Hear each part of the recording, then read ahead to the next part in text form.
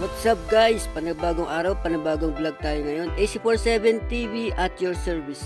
Today's video, tayo ngayon ay magluluto ng adobong atay balon-balunan. Simpleng recipe. Samahan nyo ako this morning. Maraming salamat po mga kapatid sa walang sawang pagsuporta sa ating munting channel.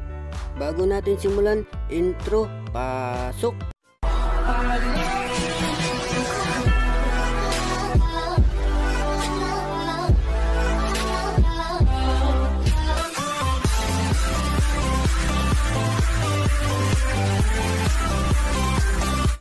So ayan mga ka-AC, dito natin pinalambot yung balon-balunan at ginisa na rin natin. Ang kutsa na natin siya para medyo mabilis tayo. So ayan mga ka-AC. At yung ating paminta. Alright. At ayan, ilagay na natin yung ating atay isama sa balunan. A few moments later. Yan, ilagay na natin yung ating toyo na may suka na tinimplahan natin.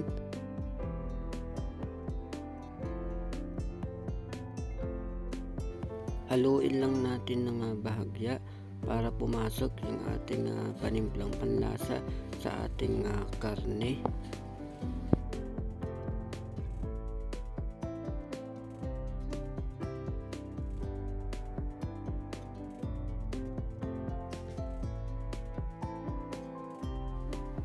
So ayan mga ka-AC, maglalagay tayo ng konting tubig para merong konting sabaw.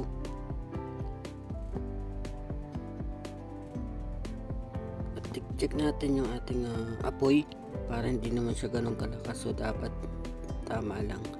Then saka natin siyang hahaluin ng bahagya para pumasok yung mga panlasa niya.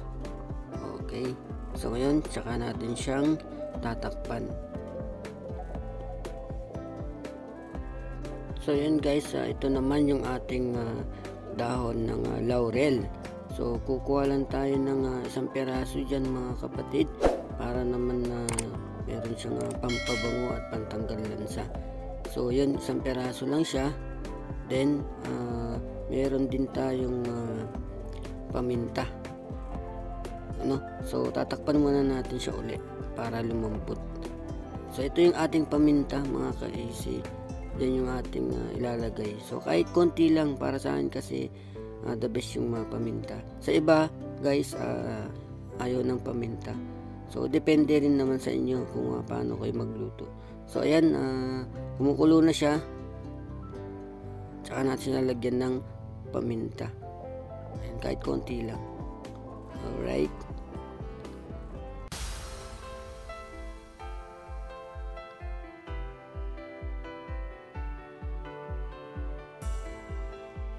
Wow, yum yum yum. So ayan, check na natin.